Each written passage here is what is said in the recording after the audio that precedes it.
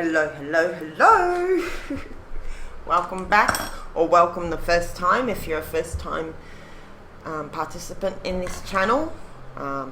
Wallaby Wonders on Rumble, or if you're watching on Delphi Dawn on YouTube. Just here for a quick check-in, an I Ching reading. I asked the sage before I got started what question we could ask today, and the question that the sage approved was, what gifts are in store for the devoted? But I didn't actually put a timeline on it, so I might just do that now.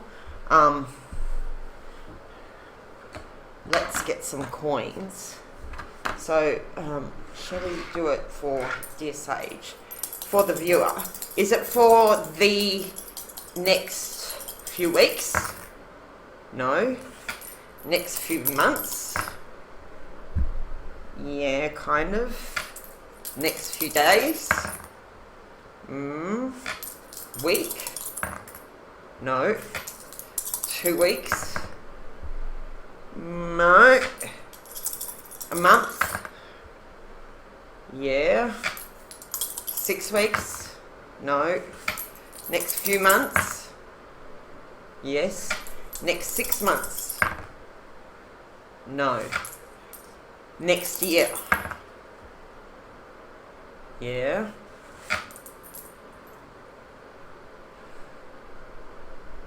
Next 2 years? Yeah. 18 months. I'm looking for 3 yeses. That's it. 18 months. So in the next 18 months. This reading is for the next 18 months. Okay. So, just write the question at the top of the page. What gifts are in store for the devoted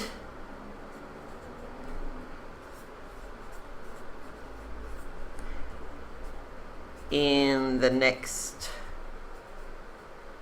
just so I can remember what we're doing, next 18 months. Okay, now by devoted, when I was asking the question in my mind, I was thinking devoted to in developing your relationship with the Most High, the highest good that you know, the cosmos, the however you like to refer to the sage. Maybe you get to the sage through Buddha, maybe you get to the sage through Jesus or Krishna or Allah, peace be upon him. However you get to the sage, to the Most High God, that's for you to decide. This is for those who are truly devoted to developing their relationship with the Most High. Okay, so we'll throw a quick hexagram, and I was cleared to use my Crowley deck, the Thoth deck, which I don't use much very often anymore, and chuck a few tarot cards in there, so maybe that's for clarification. So, what gifts are in store for the devoted in the next 18 months? For those who are truly dedicated to listening and trying to be obedient to what their intuition is telling them, trying their best to honour the will of the Most High, to hear the will of the Most High, to learn their lessons,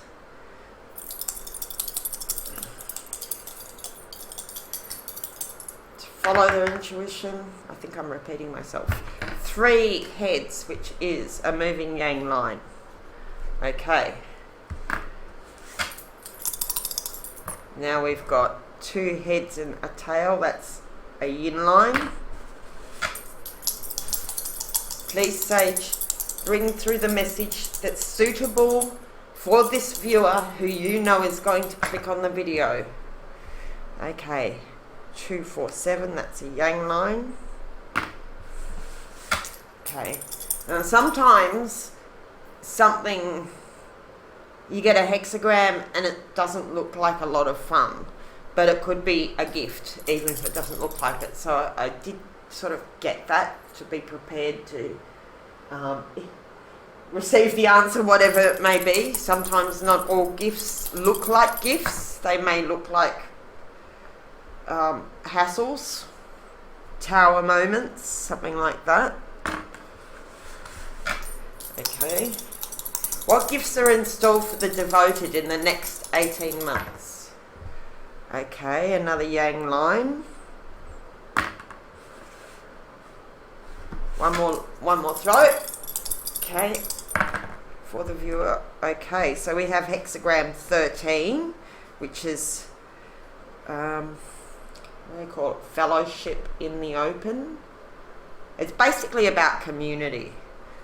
And it changes, because it's got one moving line, it changes to hexagram 33, which is retreat, usually. It's called something like retreat or withdrawing. Okay. Do we have another hexagram that goes with this? 3 yeses, so there's more to this story. Okay. Dear Sage,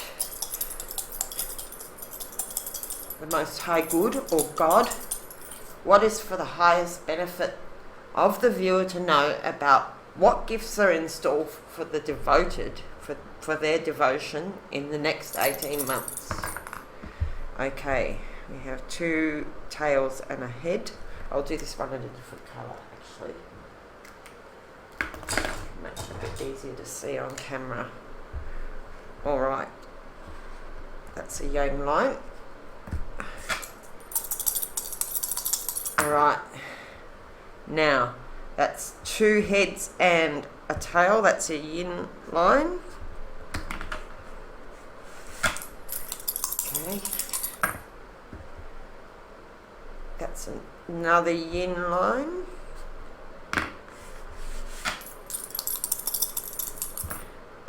Then we've got a yang line.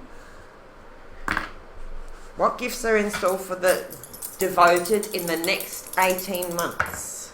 Dear Sage, also known as the Most High.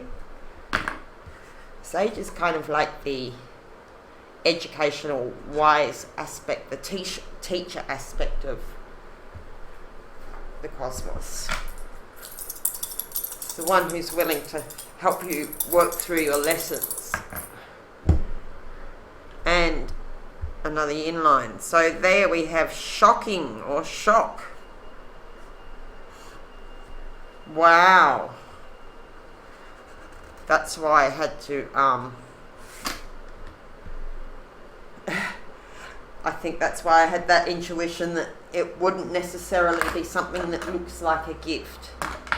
So what we've got here, so we've got hexagram 13, which is about community, and then we've got retreat, and we've got 51, shock. So if I was just to read it in the most basic fashion, now we've got line 1 on hexagram 13, fellowship in the open. That's usually something about, I think that the group is too insular or something like that. Or is it fellowship in the open, no error? I'm not sure. We'll have to have a look at that. But for whatever reason, it might be that the group is too cliquey. You have to withdraw from this group. And then there's a shock. Now, that the shock can be good or bad. Like winning the lottery is shocking. But it talks about these events that are destined. That there's nothing you could have done to necessarily prevent them. They're sort of fated. They're according to the energy pattern that has to play out. So there is something very shocking in this timeline. So first we have community here, and then a withdrawal, and then a shock. Now, that could be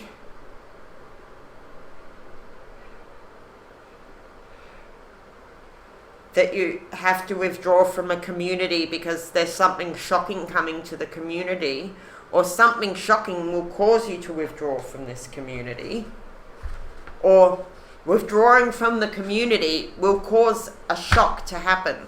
But whatever it is, this shock, whether it's pleasant or unpleasant, it's fated. There's nothing you can do about it, really, I think. But it's a gift.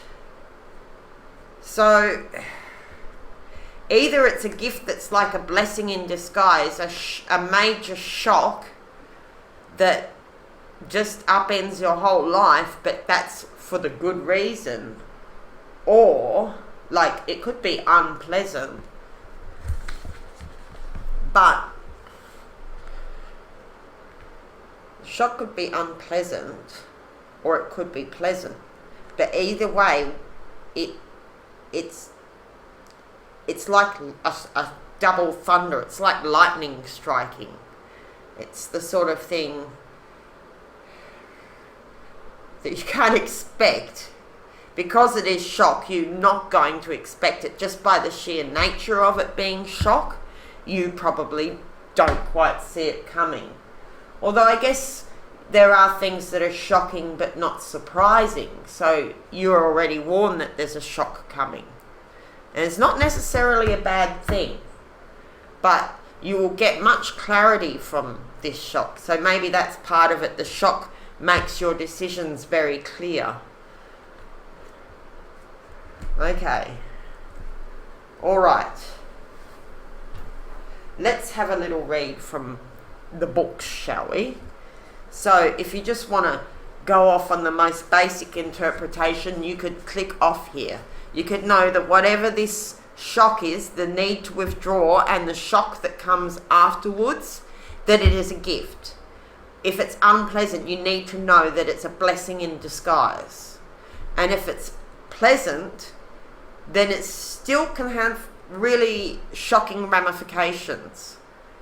Whatever it is, because it's shocking, you're not necessarily going to see it coming. But it is a gift to you. The shock is a gift. I mean, it could be just the shock of rain. If you're in a drought, for instance, and you get this hexagram 51 shock, it's a good hexagram because it's thunder upon thunder. It basically means a thunderstorm. It would be like a drought breaking. So if you're in a place that you're not expecting rain for a long time, that could be a really good indicator for you. So that's one example of how shocking can be good. Because if you were, if you're waiting for rain, then to get a thunderstorm above a thunderstorm is really good news for you. It could be floods, potentially. Could be literally a thunderstorm. But they're fated events, like things like relationships breaking up, like divorce, somebody dying, getting hospitalized,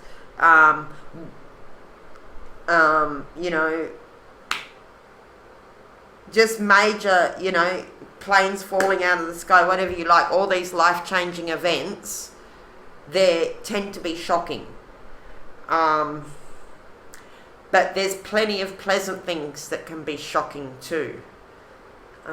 They're harder to list off the top of my head, but they do exist. I was trying to give you an example. Winning the lottery can be shocking and pleasant. Getting your dream job unexpectedly could be shocking and pleasant.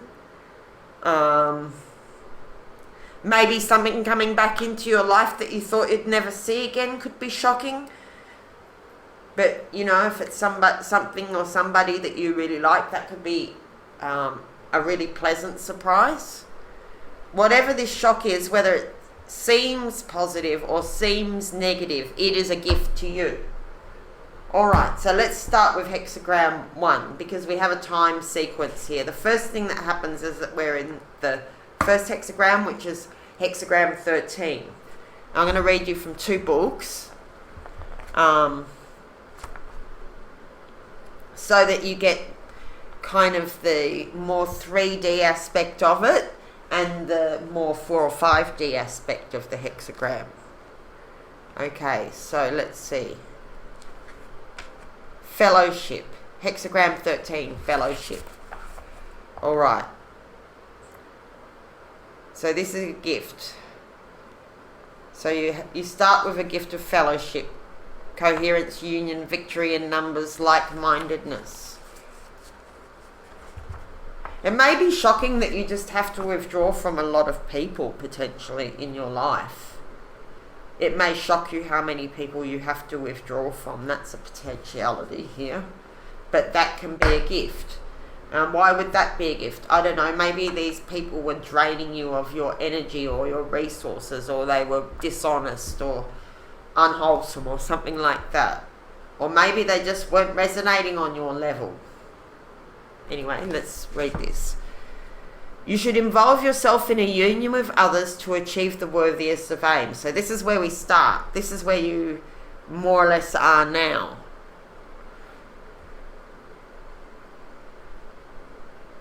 Be guided by your intuition.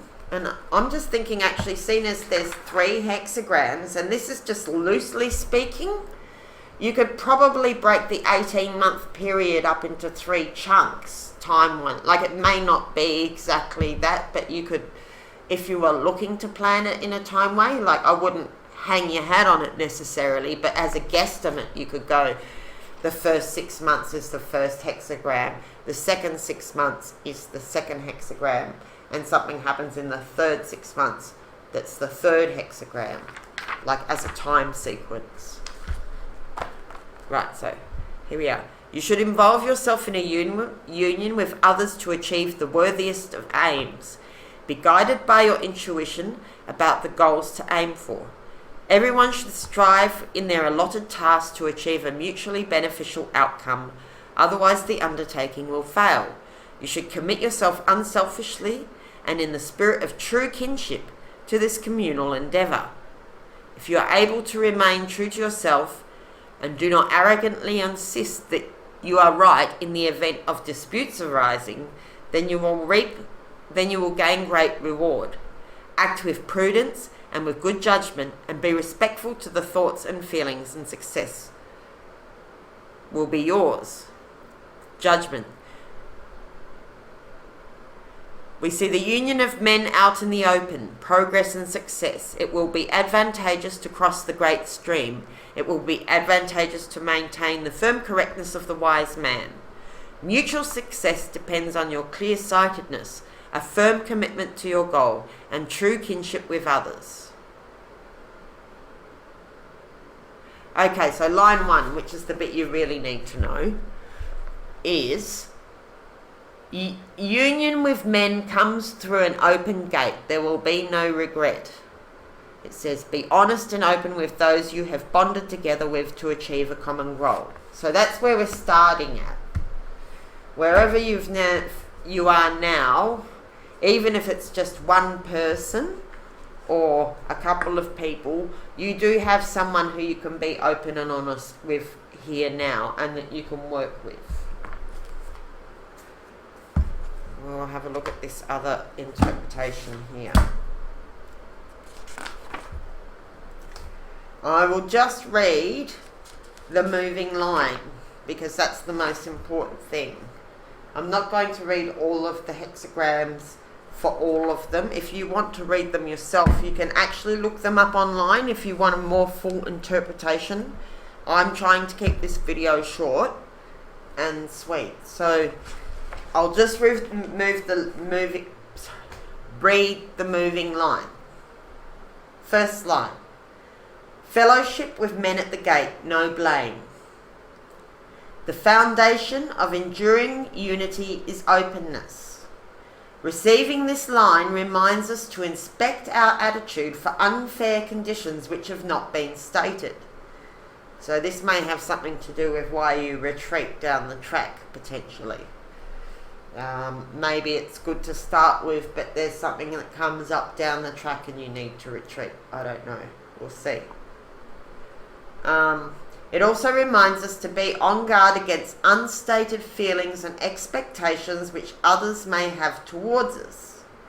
If one is careful at the beginning of fellowship, through Although the extra effort may seem petty and troublesome, the agreements and associations we make will prove more satisfactory than those we slip into carelessly and quickly. Easy relationships always contain hidden presumptions and expectations. Well, that's a good warning to look out for unstated expectations and presumptions as, slipping into relationships too quickly. This line also refers to secret reservations of attitude we have in our relationships. Secret reservations occur when we put time limit on accomplishing our goals, when we are tempted to abandon the path because it is more difficult than we expected, when after realizing the time and effort required, we doubt the effort is worth it, when we doubt that the goal can or should be attained. All such thoughts threaten perseverance. Hiding behind a grandiose image, the ego feels superior as it weighs and judges the sage's leadership. Okay, so if you're going to ask the sage for help, then you need to be humble and open-minded and sincere enough to take the help without judging it before seeing the results. Okay?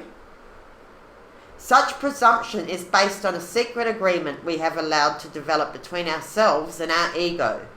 This factionalism rules out an open, sincere fellowship with the sage. Now, I'm just seeing this word factionalism here. And that word's really jumping out to me at the moment. Because I'm thinking of two things. Apart from the thing that's just being stated here about forming a faction with your ego, keeping a little bit of your ego on board instead of fully embracing the help of the sage. So that's an obvious problem, because that's like putting something before God, right? Or the cosmos, the highest good that you know. If you put there's something that you think is more important, that you're not going to sacrifice for the ultimate good, then you might have to be prepared to lose that. But anyway, back to factionalism.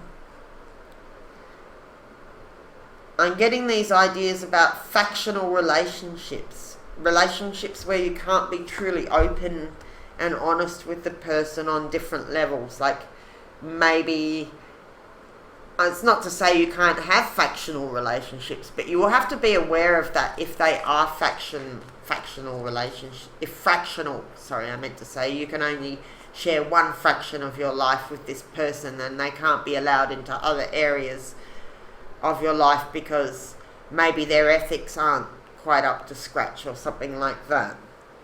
Or because maybe you can only, play sports with them, you can't talk politics with them. That's just an example, because you get on really well on the soccer field, but when it comes to sports, so you get on really well in sports, but when it comes to politics, you're on opposite ends of the spectrum. So the only way you can relate together is by playing sports, but there's no point in having much conversation after that. So that's a fractional relationship.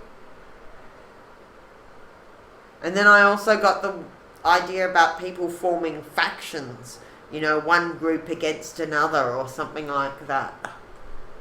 And that is an obstruction to true unity. And if you're in a situation, in a group of people, and factions are forming, then that's basically already showing you that there's a split underway. It may become unsustainable if you moves towards dissolving those inner barriers and ego differences aren't resolved. I'm not sure if that sentence I said made any sense. Anyway, we'll just keep moving here. Another secret reservation occurs when we wait in ambush to press our thoughts on others. If people are not receptive, we must remain reserved. No divergent aims have yet arisen. If only this line has been drawn, the hexagram changes to retreat, which is the case with what you've just pulled here. Meaning that we should retreat from thoughts of giving up our goal to rescue the others. Thinking of changing our goals midstream constitutes a divergent aim. So it's saying don't get halfway across the river and then decide you don't feel like swimming anymore. You just, that's going to lead you into a dangerous situation. Okay, so retreat. Now that's a stable hexagram, so I'll just read it to you from this book without any changing lines. Just read you the main stanza. But basically, it just means pulling your energy back, your focus, your attention, your physical presence, your mental presence, your finances, whatever. It can apply on different levels, but it is a retreat. Now, everything in the I Ching is only temporary because it's the book of changes. So the retreat is only for a time. So you're starting out that you're with this group, this communal thing, and then you need to retreat for some reason. So maybe something, well, let's see. Retreat. And the first thing it says at the top of the page is stop looking at the situation to figure it out. Okay.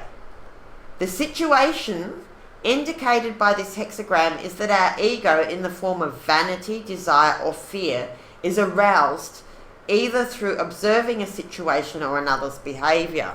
Okay, so well, it's possible that something shocking happens that causes you to get aroused with fear, or something shocking happens and that's why you need to retreat. That's a possibility too. Or it might be saying that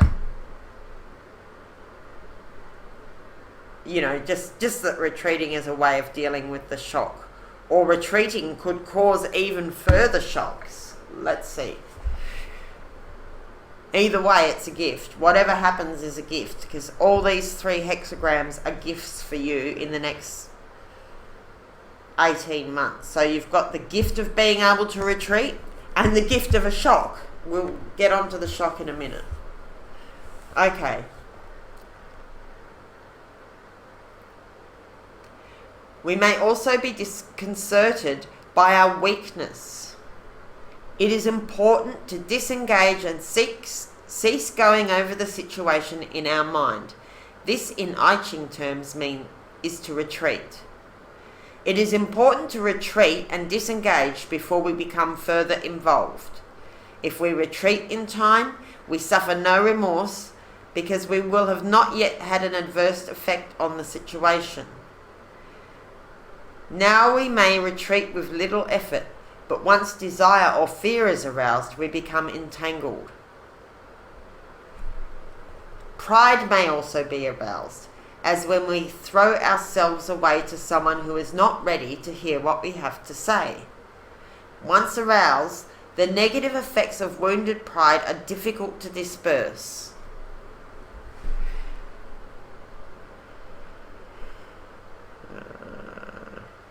Pride makes it difficult to return to the path of humility and acceptance.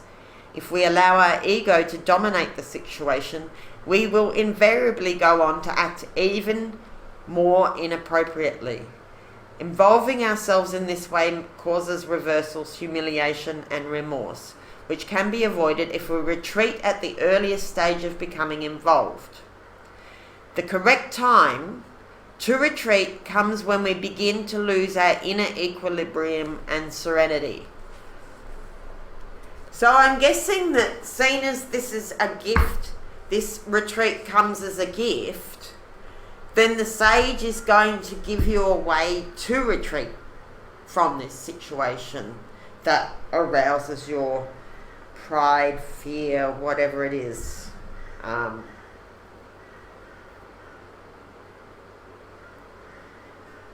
the retreat is a gift. Maybe you're really actually going to enjoy your time alone, or pulling back from this community, whatever community that is, this community, this fellowship with other people. Maybe by the time the retreat comes, it's going to be so lovely just to have some peace and quiet away from all these dramas, or whatever it is that's causing you to want or need to retreat. So it's a gift. The retreat in itself is a gift. So there must be somewhere safe for you to retreat to, because this is in the gift department here.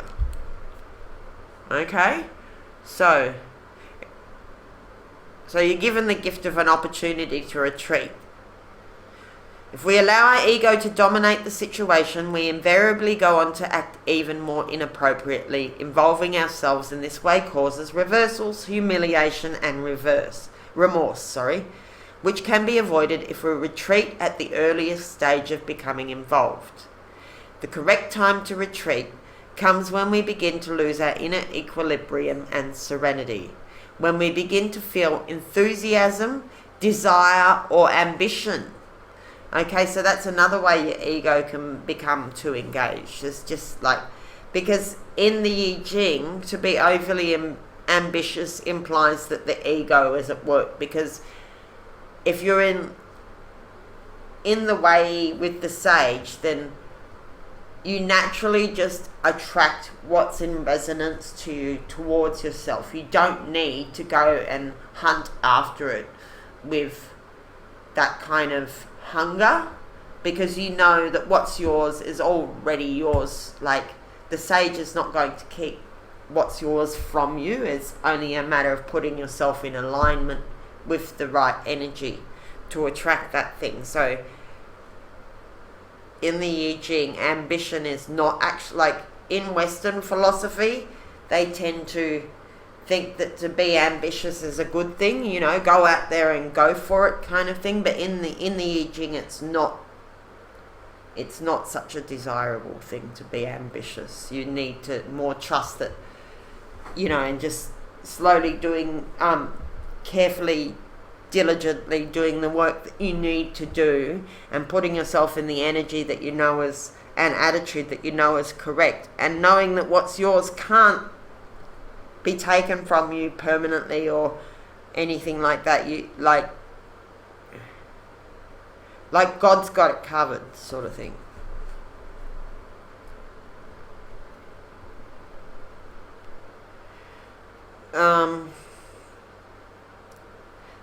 So when we begin to feel enthusiasm, desire, or ambition, or when others are no longer receptive, or the delicacy of feeling wanes. Likewise, we retreat when we begin to be attacked by doubt and negation, or when our actions no longer yield progress. If we have enough humility, we will be able to observe these times and withdraw, not in disappointment, but in realization that times of influence are always brief. Okay, so that implies that initially there is a time of influence, and then there's a time to be quiet, is what I'm getting, actually. I think the gift of retreat is because it's probably God's protection kind of thing. Like, there are times when it's really good to be out there in the spotlight, and other times when it's better to keep a low profile.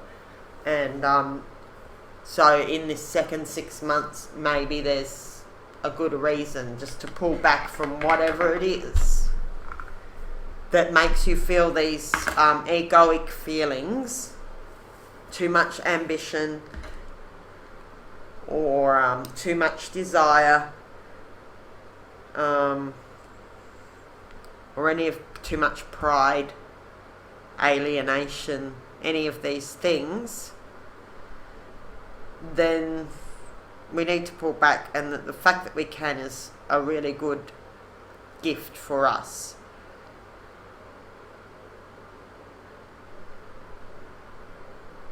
Just accept it as like tide going in and tide going out. We need to attune ourselves to the the wave-like manner in which people first become receptive and then turn away. We should not hesitate to disengage the instant their receptivity falters. In retreating, we cling to simplicity, recognition and acceptance of being powerless. Serenity and sincerity and the power of truth. Let's read that again, that comes out funny. In retreating, we cling to simplicity, sincerity and serenity and the power of truth to correct the situation. Thus we retain our inner independence, preserve the power of our personality, and are able to go on our way without any loss of self. So this retreat is for your own good.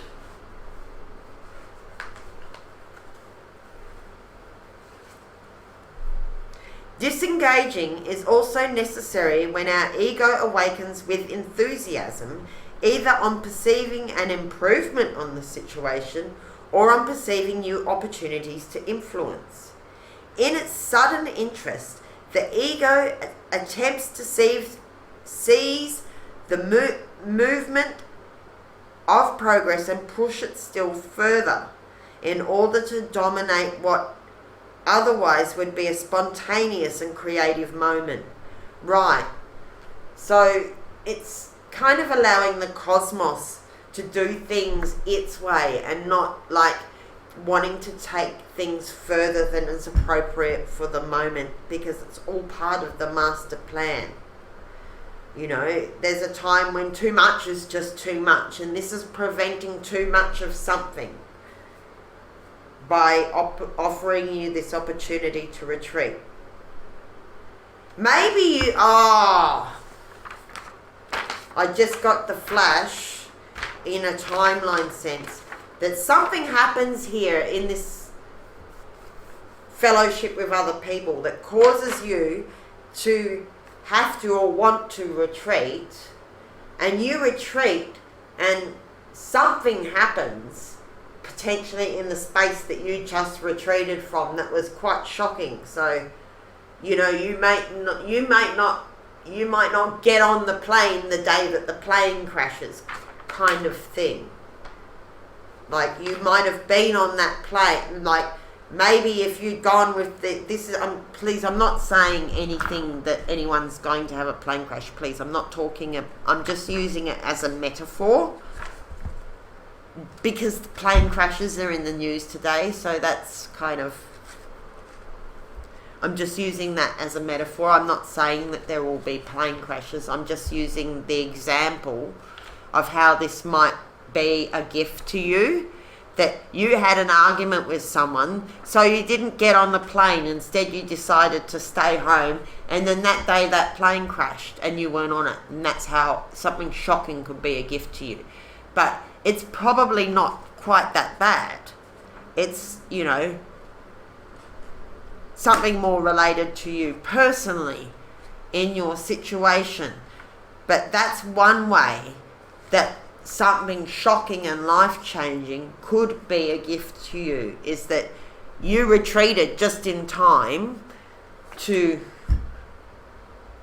avoid being in this shocking situation. Like, I once worked at a cafe, and I stopped working at that cafe, and because I had differences with the boss, so I had to retreat. And after I left, that building caught on fire due to some rats in the electricity or something. Well, actually, there was a bit of speculation about what happened to the building and why it caught on fire. Nevertheless, I wasn't there. I was far gone when the building burnt down. I was in another town, and I didn't have to lose my job or anything. I was already set up in the new place, and I didn't have to have the trauma of coming to work and finding my job burnt down or anything like that. I wasn't there. I wasn't in any danger. So that's an example. But, you know, it's not necessarily that. It could be a shock that happens directly to you. And it doesn't necessarily seem like a gift, but it is. Anyway, we'll get back to finishing 33.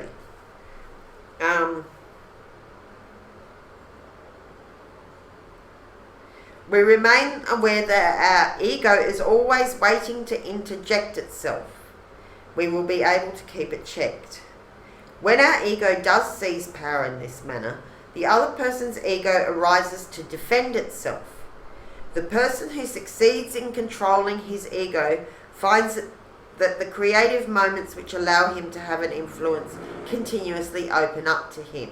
So it's a warning not to try and push your point in this situation with this group that you have to retreat from. Or, you know, it can be a union of two, potentially. Or, you know, it could be a job, a church, a soccer club, just a community, a share house, a course, any one of these things. There's some reason why it's going good for a while and then you retreat from this fellowship in the open. And it's saying not to worry about having an influence or not to try and push your influence, that the right time to have an influence will happen when the sage deems it appropriate. You know, because it's all part of this grand masterpiece. In all situations of retreat, we should prevent our ego from looking at the problem. So stop looking behind your shoulder, try and look forward to where you're going, keep your eyes on the road, okay, not in the rearview mirror, because you don't want to actually keep recreating that situation that you just had to retreat from either, is what I'm getting. But also, while there's this thing that happens in quantum physics where so long as you're looking at something, it has to conform to your perception of it. Like they did this thing with the what was it called? The wave or the dot experiment. Look, I'm not remembering it that well, but whether it's a wave or a particle depends on what the observer expects. So if you want a situation to change, you've actually got to stop looking at the thing you want to change, because it can't change in front of you. And it can't change so long as you're projecting it's a certain way onto it, you know.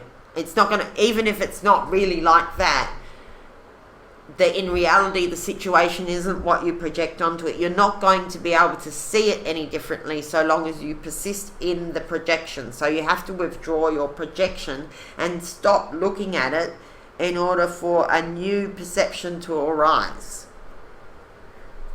So you've got to keep looking forward. Okay. In situations of retreat, we should prevent our ego from looking at the problem. Such looking causes us to feel a need to straighten the matter out. So long as we strive, the situation will remain obdurate, energized by our involvement, because we're giving the problem energy. By retreating, the obdurate elements become de-energized. Then, new opportunities for influence become possible. Even though misunderstanding momentarily prevails, we must not abandon our position by saying to ourselves, maybe I'm wrong and they're right. This is to abandon the field to the enemy. So it's not giving up the struggle or the fight, it's just retreating for a while. You just need to let some other events play out and refresh yourself or whatever, okay? We need only maintain a dignified reserve. So it's also about keeping your dignity in a situation that may cause you to behave in an undignified manner. So we need only maintain a dignified reserve, which makes it difficult for other people's egos to advance and claim victory. So they might be trying to get you to act out. So retreating is a good way of preventing them triggering you into unruly behaviour that you might regret later, say. You might be just exhausted and need a rest. Okay, now shock. Actually, I will just read that moving line in here. Did I read it already?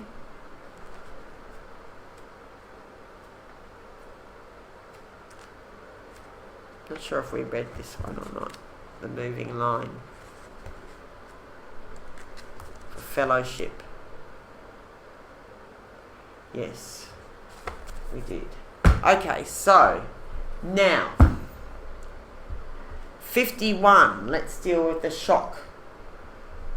I'll let you hear it from the book, not just my quick assessment of the situation, because often in the book, like the I Ching is written very precisely, and so although I can tell you, okay, this is about a shocking situation that was fated to happen, and because we're asking about gifts, this shock is a gift to you. I just think to hear the way the book explains it will add more nuance for you. So it's only 1 page long. We'll just have a quick read.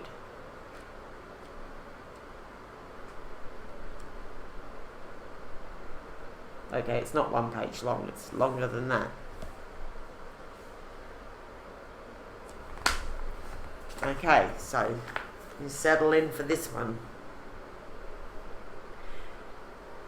Despite the rumblings of shock, we should keep our attitude neutral and disengaged.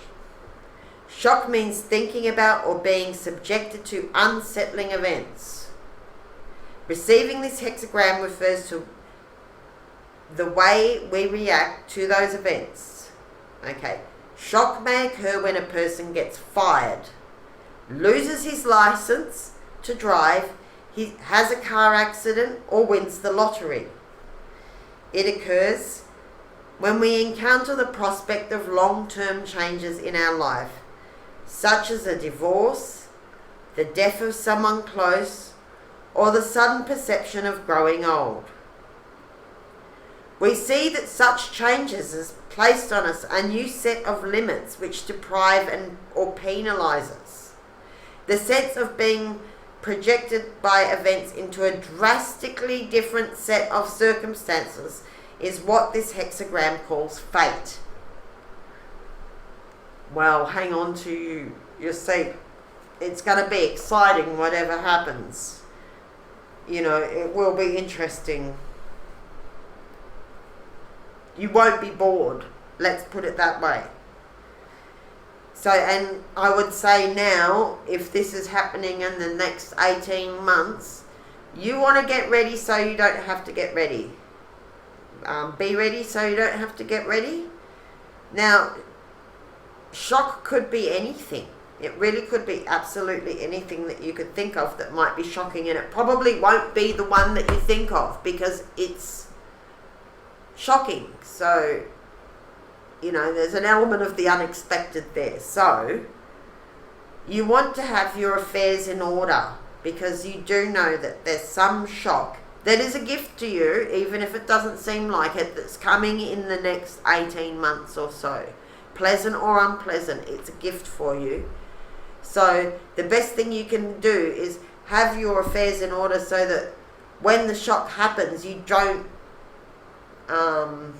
drop the ball, basically, so that it doesn't rattle you. You respond rather than react. You're ready to respond rather than react. You keep a cool head in the situation of an emergency or in the situation of great unexpected joy and blessings. They can be just as dangerous. Losing your head in a situation of great blessing can be just as dangerous as losing your head in a situation of something that does not feel like a blessing. Okay. The primary message of this hexagram is, so this is the main message of the hexagram, shock is good. Receiving it reminds us that if we keep our mind open, disturbing events can be constructive of good. Instead of reacting blindly to shock, we adjust our attitude to accepting even greeting the challenge imposed by the new circumstance. Okay, so whether it's pleasant or unpleasant, this shock is going to be challenging. So it's going to probably help you develop new skills, new levels of awareness. It's going to bring out some of your gifts to be used, okay? In all instances in which our attitude is jolted, even in the slightest degree, we are counseled to retain our inner balance. So that's the thing why you want to get ready, so you don't have to be ready, so you don't have to get ready. Is because whatever happens, you're going to want to be balanced. And I just got then, it would be good to have a little bit of money in your bank balance to cope with this shock. One purpose of shock is to force us to acknowledge that we are meant to find a new, more correct way of dealing with circumstances. We are meant to find the answer that harmonizes with the overall good. So this shock is coming, whether it's pleasant or unpleasant. It's coming to correct the balance of things. So that will be a gift, is that the balance will be restored and something, the overall good will be rounded out. Finding this answer often requires that we undergo spiritual development. If we disregard this imperative and continue in the old ways of reacting, we are subjected to repeated shock. Okay, so this shock is coming to teach you something or show you something and get you to behave differently. You need to learn something new when this shock comes. It's an opportunity to learn to do things differently. Shock also has the helpful, so this is why it's a gift. This shock is a gift. It has the helpful effect of discrediting, at least momentarily, the neat grid of logic by which we explain life and its phenomena. While clinging to this grid of certainties makes us feel less threatened, it is the chief barrier which prevents us from seeing things from a new perspective. Shock and adversity are often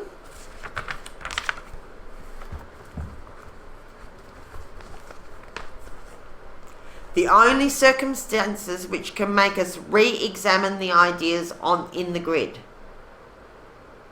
Since the ego self-image derives its power and sense of reality from this grid, having the grid momentarily discredited deprives the ego of its basis for existence. Okay, so this shock, this gift of a shock, of some challenging, unsettling experience, whether it's pleasant or unpleasant, it's giving you the gift of depriving your ego. It's going to starve your ego temporarily so that you can get in touch with your true self, your spiritual self, your superior man or superior woman, as the case may be. During this brief time, so the shock's not going on forever, it's only brief, our true self learns that it is able to get along without relying on the defenses and stratagems of the ego. So it's going to force you to turn to God, basically, or the cosmos, whatever you want to call it. It's going to force you to turn to your true self and to God and to love, and make you realize what your priorities are in life, Because if you don't believe in God, what do you hang on to? Do you hang on to money? Do you hang on to titles? I mean, that's a classic thing, actually, of shock, is to strip away the very thing that you thought that you could rely on.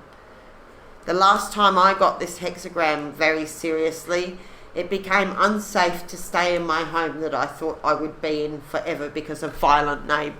It became unsafe to stay in my home because of violent, thieving neighbours who were trying to set me up. And it was really shocking that the home I thought I would be in forever turns out that I'd always felt safe in and was suddenly not safe anymore.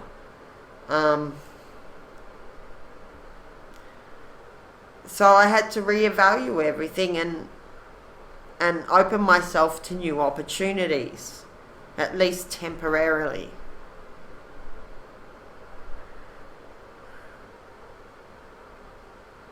And so I had to explore new ideas because the old idea just no longer worked. And that's how I ended up being here today, doing this. And none of this would have happened if not for that shock. So there's an example of how a shock can be a gift. Like, that was the last thing I wanted. It was most unpleasant. Nobody wants violent neighbours thieving and smashing your stuff and trying to intimidate you for speaking out against corruption, say, for example. But now I know who those people are.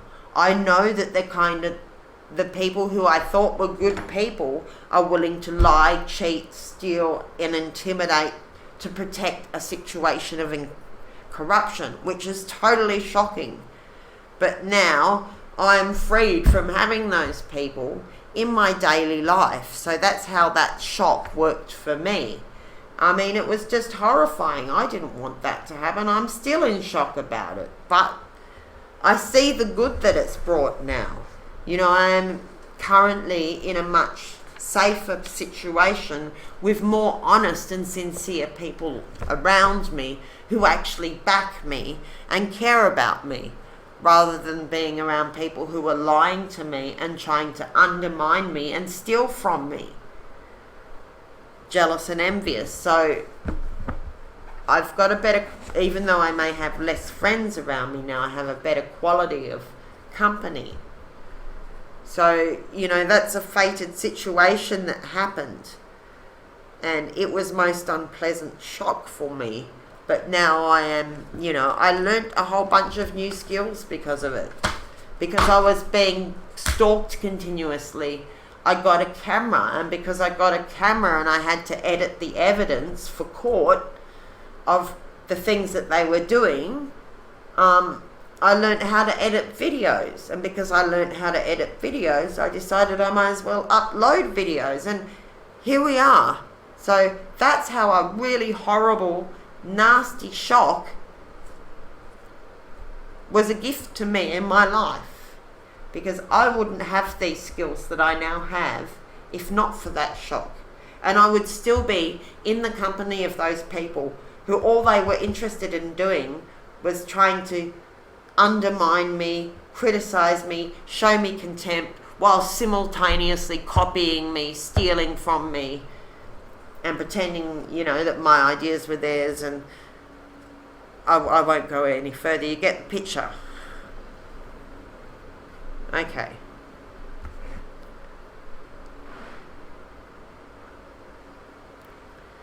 I had to disperse that old idea of what I thought was good for me. I thought I was doing the right thing in that environment where I was, and I needed to see the true nature of the people around me so that I could make a decision that was healthier for myself. And I wouldn't have seen it if not for the shock. Okay.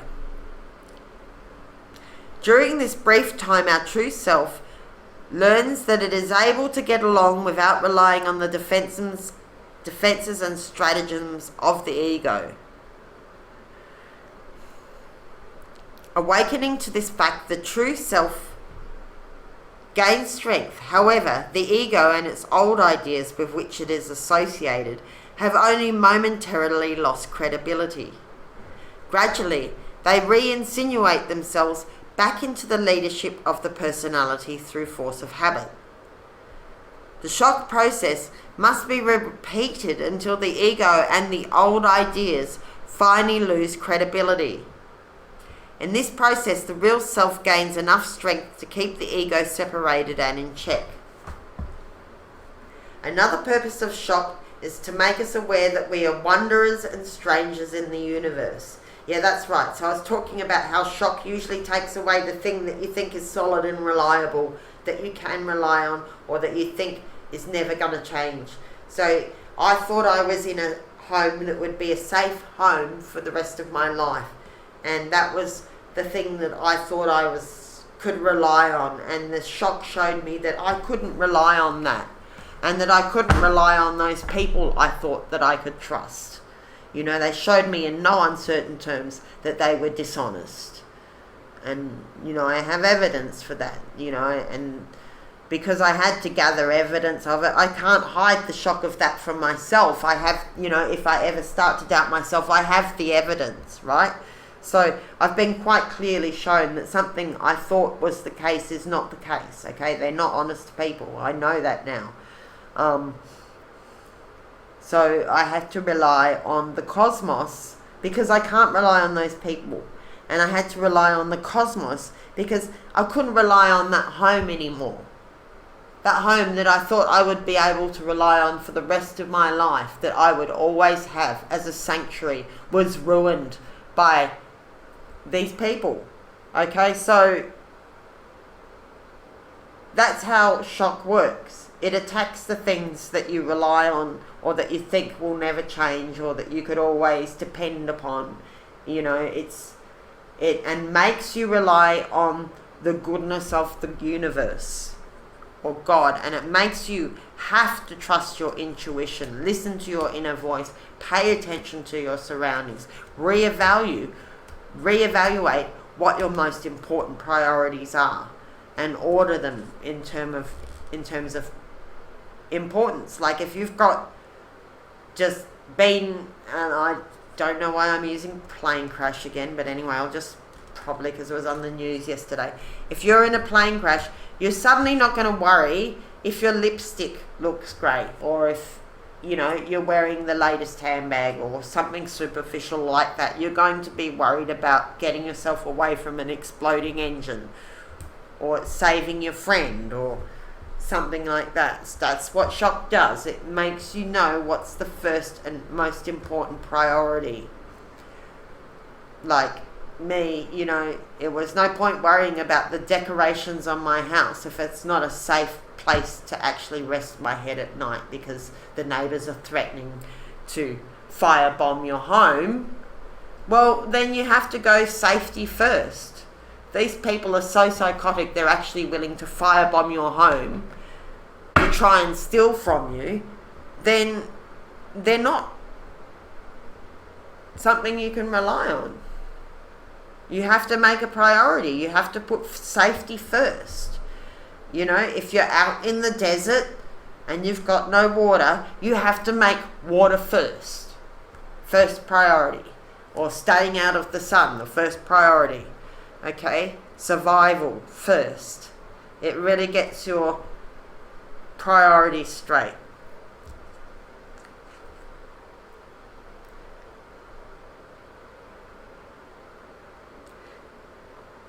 So another purpose of shock is to make us aware that we are wanderers and strangers in the universe, that there is a cosmic structure to which we are meant to relate, and that we are meant to subject to higher cosmic laws, and we are meant to find our life's meaning in relation to this higher existence. Shock is meant to make us ask what are these laws, and how we may have been disregarding them. So it's a cosmic correction often. And even that can be a gift, because the sage is can be like an army drill sergeant or a coach, and is not going to let you get away with making bad shots, doing sloppy work that's going to cost you or your soul or whatever down the track. Okay, so it's like, getting you to stay inside, paint inside the lines of the cosmic laws. We are also meant to question whether our understanding of the higher power and our map of the unknown correspond to the higher truth. We are meant to cease relying on commonly held viewpoints and search for the truth within ourselves. So when this shock happens, that's what you've got to do, is search for the truth within yourself. It's a wake-up call. It's like, hello, it's the cosmic alarm bells ringing, that there's something you need to pay attention to. and you need to tune into your inner truth in order to navigate your situation forward. When the beginning student of the I Ching receives this hexagram, he is usually being subjected to shocking events. This happens because of our disbelief and doubt in any reality beyond the reality defined by the 5 senses. Okay, so another purpose of shock is to help you see that there's more than just the 5 senses at work, that there's another reality outside the 5 senses. These doubts may be phrased as rigid belief systems or even stubborn disbelief. It takes the major rumblings of shock to overcome this rigidity. So it's another way that God lets you know, I'm here. You know, that the invisible world, your cosmic helpers, your ancestors, whatever you want to tune into there, hello, we're here. It's not just this 3D reality within your 5 senses. It's letting you know that there's something bigger at play.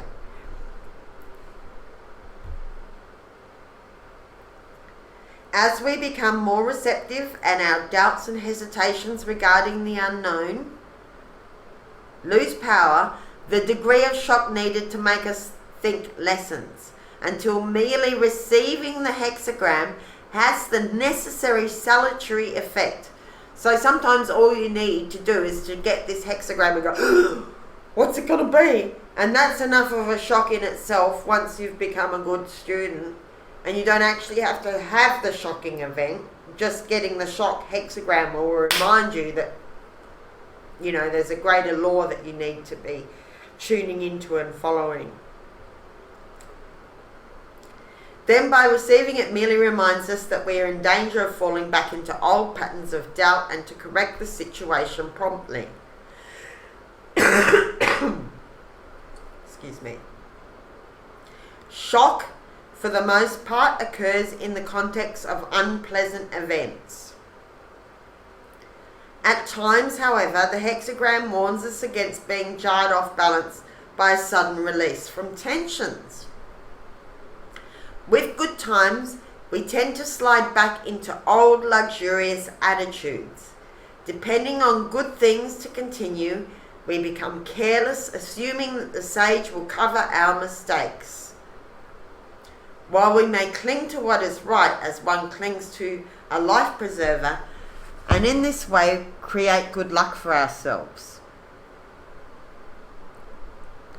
If such clinging changes to relying on in the sense of expecting things to go well, our luck is sure to change for the worse. So the sage does not like to be presumed upon, doesn't like to be taken for granted, doesn't want to be your maid or your mama cleaning up after you. You're supposed to look after yourself and not rely on the sage to smooth things over for you when you're behaving in a slapsadaisical manner and not doing things properly.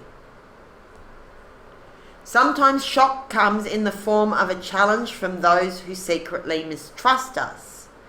They challenge us because we are not yet firm in our path and they sense our vulnerability. Until we become firm in our values and allow ourselves to be led, we will be subjected to this sort of challenging. We should learn to recognize the challenges and their causes.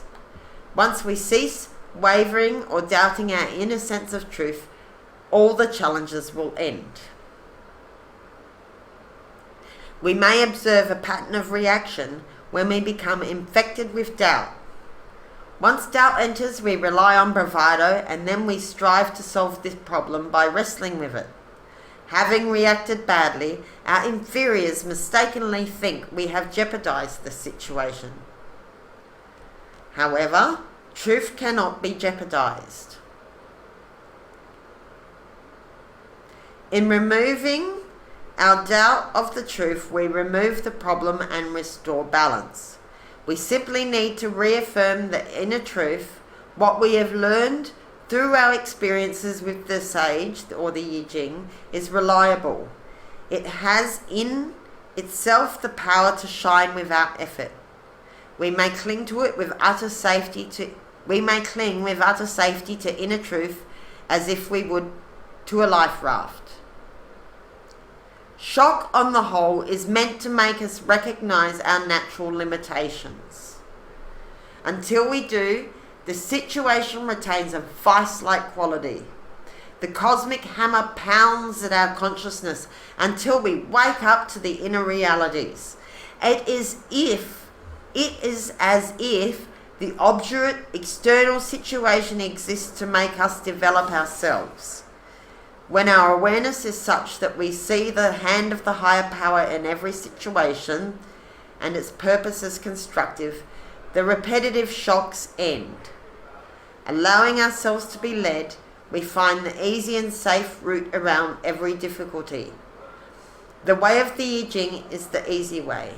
It means the easy. The ultimate development of character is expressed thus. When the thunder spreads terror 1,000 miles round, we remain so composed that the sacrificial rite is not interrupted. So you're being warned about this shock so that you can remain composed and get the right message from it when it happens, that it's for you, it's happening for you, not to you. Okay, so let's get some clues from the cards, shall we? Give them a bit of a shuffle-uffacus. All right. So, what should we do? Maybe let's pull a few cards for each hexagram. So we have a jumping card there, which is the 9 of discs. So, financial gain. We've got plenty of discs there. So that just jumped out with no particular question. Wanted to show itself. Okay. So, please, Sage, Most High Good, for the viewer, can we please see a few cards that go with this hexagram 13? What do we need to know about it? There's a lot of upside down cards in this deck. At least half of them are upside down.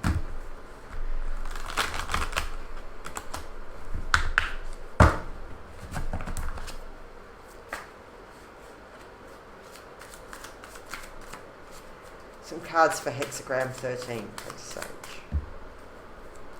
What do we need to know about this gift of fellowship in the open? 3 cards. What can I see about this situation? Okay, so first of all, 9 of Swords in reverse. So there's a lessening of worry, okay? There has been worry, but now it's reversing. So less anxiety. So maybe this fellowship is that you're in, this, whether it be a partner or a community that you've now found yourselves in, is somehow helping to calm your anxiety. Okay, what else do we need to know about this gift of fellowship in the open? It's a working partnership or working situation. Or you're able to get some work done in this situation, the 3 of discs. All right.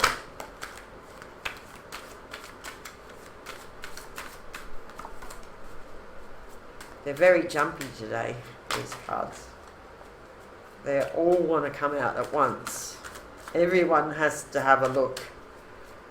One more card, please, for this hexagram 13. And rest. Okay, so you're in this hexagram 13, fellowship in the open. So this is what you're moving into in the next 6 months, is a situation that you can get some rest, you can get some work done without too many worries. So it's helping to relieve some anxiety of a situation that you've just been in. So this is what you're moving into now in the next 18 months, is an opportunity to get some rest and to get some work done and to lessen some anxiety. So I guess, getting work done and getting the rest you need will make you less anxious. And whatever it was that you were worried about, if you work on it, then of course you will have less to worry about. Getting the work done gives you less to worry about. Getting enough sleep makes you nice and mellow. So that's a great opportunity here in the first part of the story. Okay, so then we have retreat. What do you want to tell us about this retreat, dear sage? Please speak for the viewer. What do they need to know about this gift of retreat?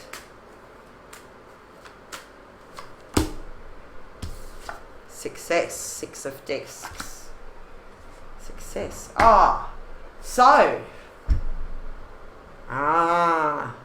Right.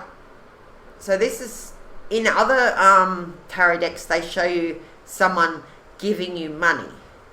But in this one, it's success. But I guess it's like cessing, because it's got astrological symbols all through it. So it's success in quite a few different houses astrologically. So, they're too small for me to even see which houses they are. But, so success on quite a few different levels. So this, getting the opportunity to have your anxieties quelled because you're getting the work done and you're getting some rest and you've got some people who will help you with your work or who you can work with for the time being, or a good working environment, is going to bring you into this retreat. Brings success. So maybe you're just like heads down, bums up, working, like studying hard or whatever your job is that you're doing. You retreating and working hard at it, and this is going to bring some kind of success. Possibly even financial success, worldly success, recognition. But it's in disc, so maybe even financial gifts that will bring a better financial situation. Let's put it that way. This retreat's going to put you in a better financial situation. What else do we want to know about this retreat? It's a new beginning, the Fool card. So retreating away from this community brings a new beginning and success. A successful new beginning. What else? A successful new beginning in love. The Lovers. So you have to make a choice, but I think that you choose right. This is allowing a new beginning in your love life where you can be more prosperous, I think, as a couple, potentially. A new love or a new beginning in the love that you have. Maybe you're moving to a new place with your partner if you have one. Or, if you're not already connected with your good match partner, then somehow retreating from this group that you've been working with, or maybe it's just a quiet group that's working together I just got that as another possibility. How can it be fellowship in the open sort of and a retreat at the same time? It might be a very quiet working group. There's another possible way that could manifest, like just you and a couple of other people, or you and your partner, working very quietly in the background to bring success and a new beginning. This love, this new beginning in love brings you financial opportunity or gifts.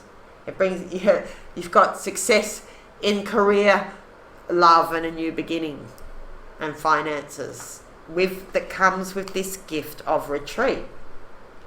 Retreating brings you a financial success, a new beginning, and a good loving energy with your partner. So if you haven't got a partner, then it brings your partner in. And if you do have a partner, then it's like a lovely new beginning together. Alright, so here's the one I feel scared. Because I'm going to watch the reading too. This makes me, I'm one of the collective.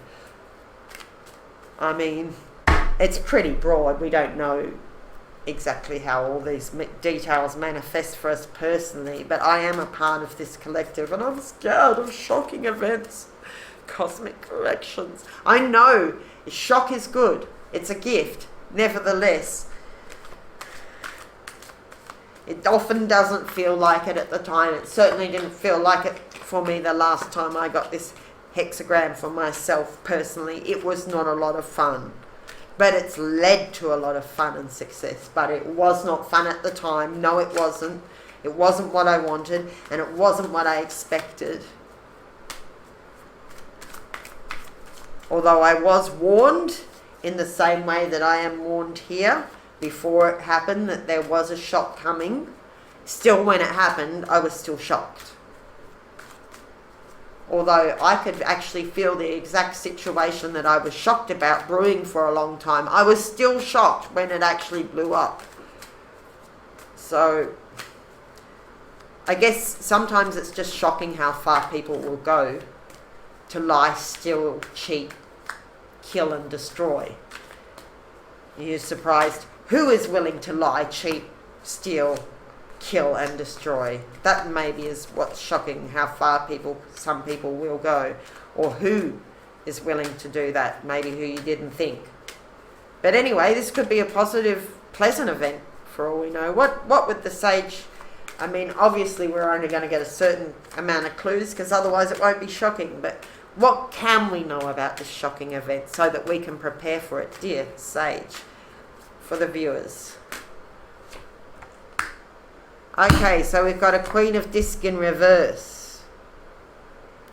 To me, that seems like a long journey, all for nothing, financially, a loss of wealth, or health, for a Queen of Discs. Oh, I don't like the sound of that.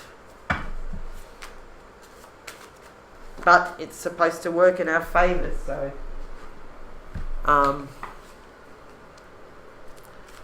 please explain more, you sage.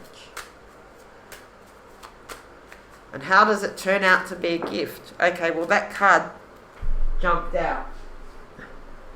And it's number 21, the universe. So maybe it's just the end of a cycle. The loss causes the cycle to close out and a new beginning.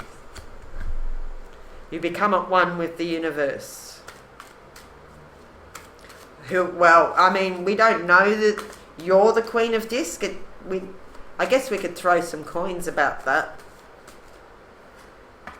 I mean, it could potentially be somebody around you, like your mother, or, you know, a female relative or friend, or it could be you.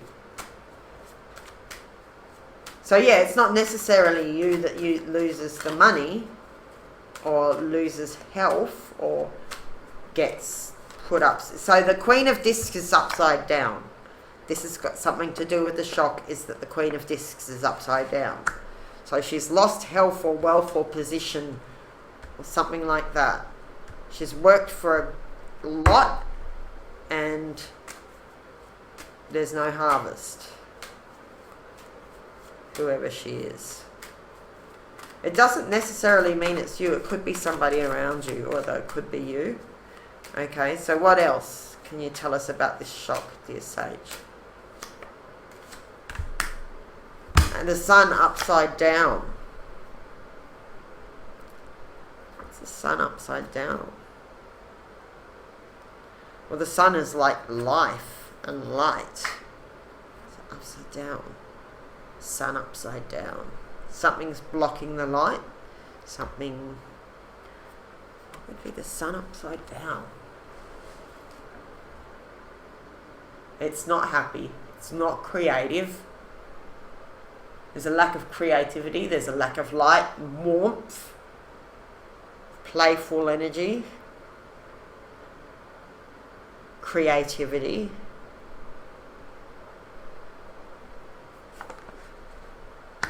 The sun could be God too, can symbolize God. So maybe there's a lack of good energy around this Queen of Discs here or something. She could be that she could die, potentially. To me, that just seems like the end of a situation. I don't know. Let's dig into it a bit more. I want to know more about this, please. Can you please give me a couple more cards here for this shocking situation?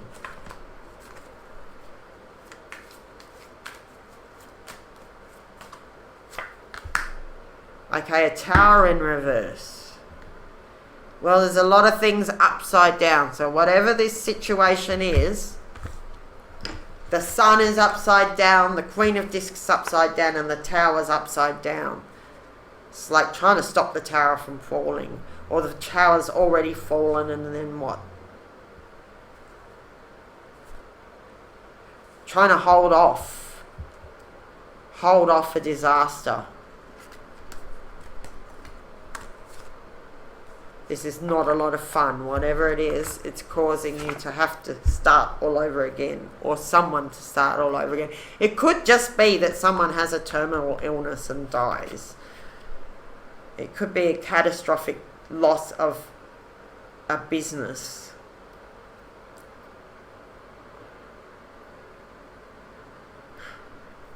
I guess we won't know exact nature of the shock until it happens. It doesn't look like fun for somebody anyway. It might not be you who this happens to.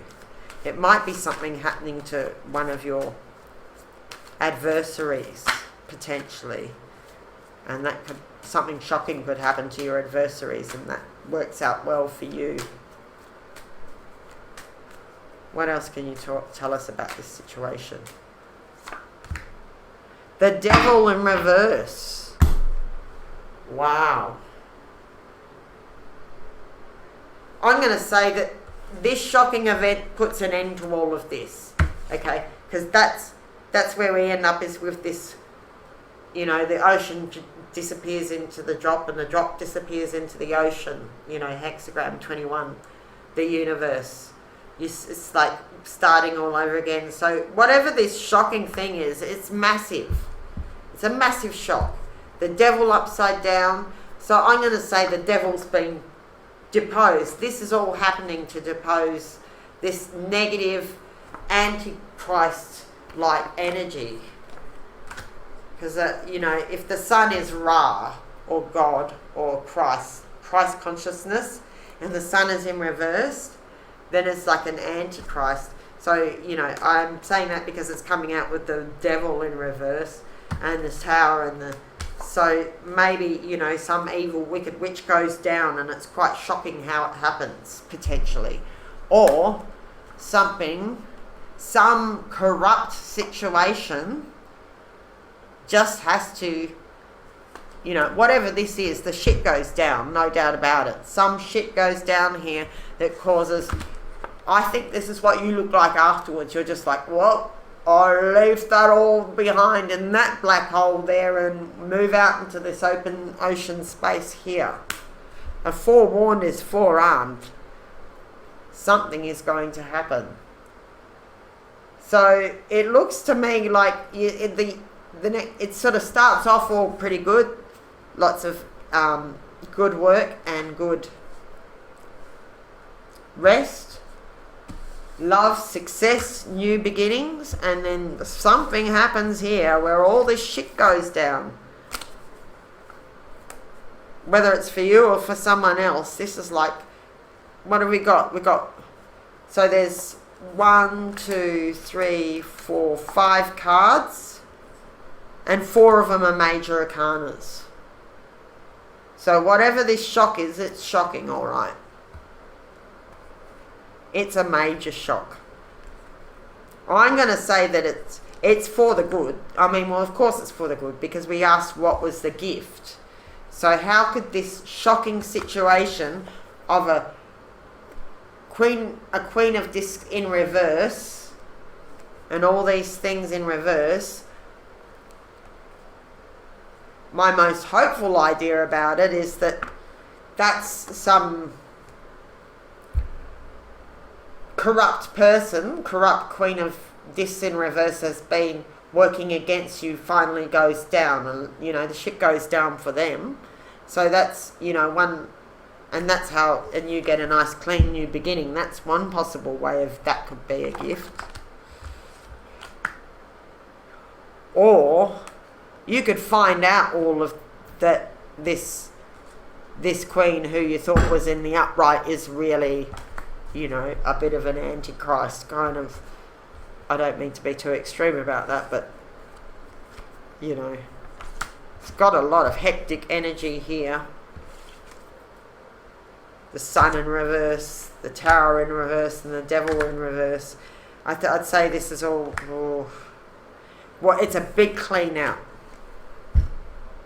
Whatever this big clean out, it's going to be a clean sweep. That's why it's a gift.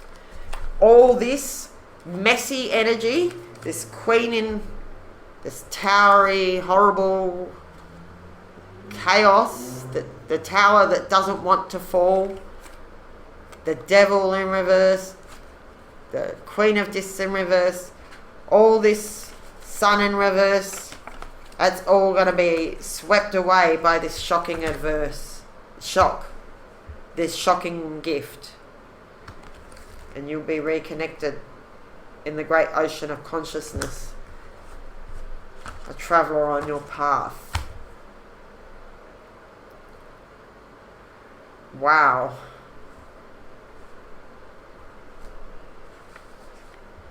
It doesn't really sound like a gift, does it? But it absolutely says shock is good. So obviously there's something that you are yet to find out about.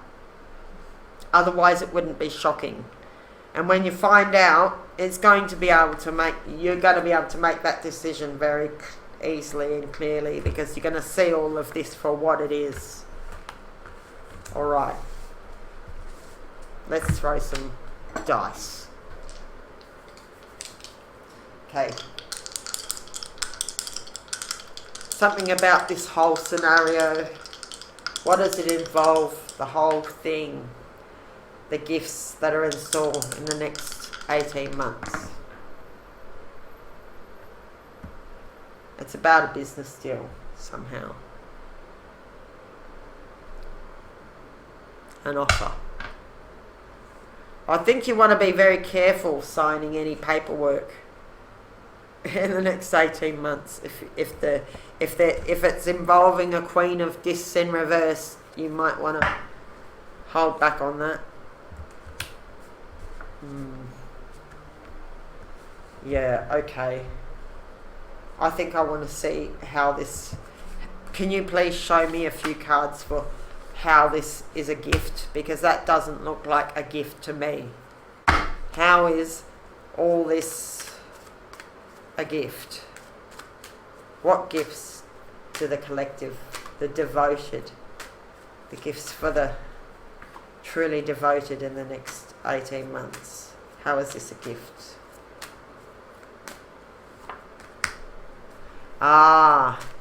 Because there's stagnant energy and debauchery that needs to be cleared out. Something or someone around you has got this too many options, too many choices. Certain limitations are needed. Debauch. Seven of Cups, debauch. Okay, so it's to clear away everything that's stagnant and freshen up drain the swamp, let's say, of your own personal life. What else do we need to know? How is this a gift? Because there's people in the situations who don't display the right amount of valor. They're not willing, they're not stand-up people.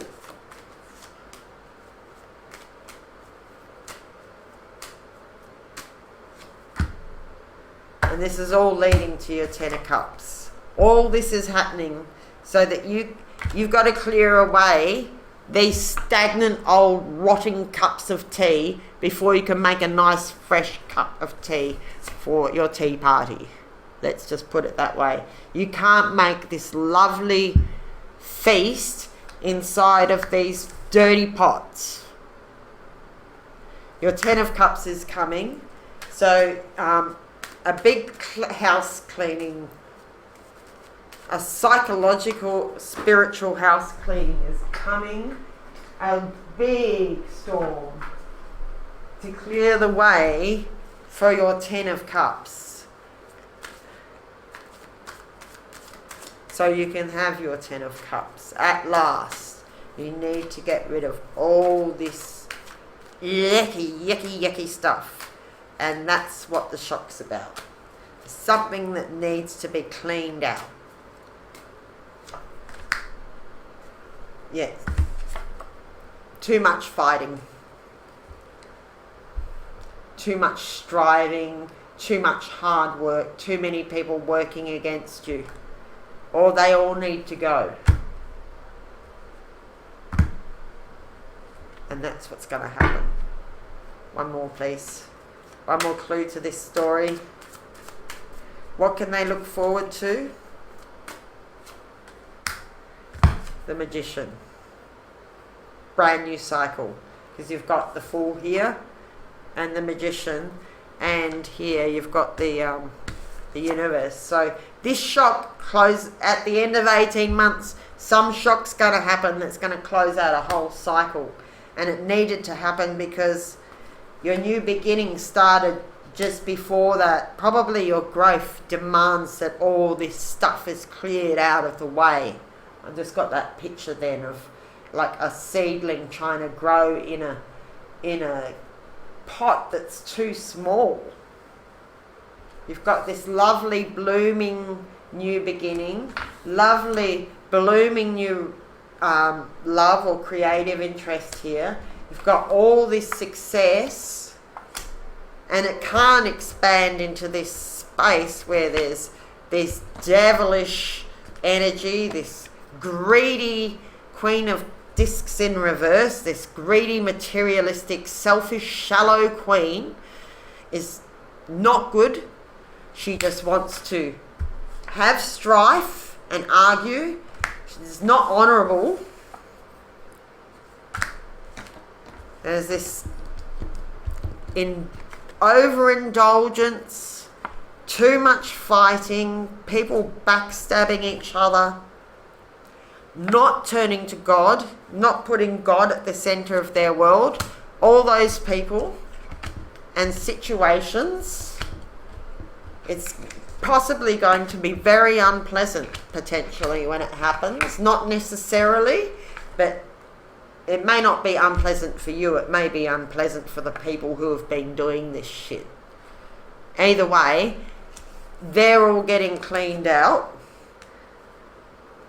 All of this fighting and this debauchery, backstabbing people, people who don't know how to cooperate, people with no honour, they're all getting cleaned out so that you can have your magical new beginning with your beautiful new romance, and you can get to your 10 of Cups. You're going to clean out all, it's like just cleaning out, if you've got a vase and it's got rotting flowers in it, you're going to clean out the vase and scrub the vase and put brand new fresh flowers in it, and it'll be magic and it'll make you very happy.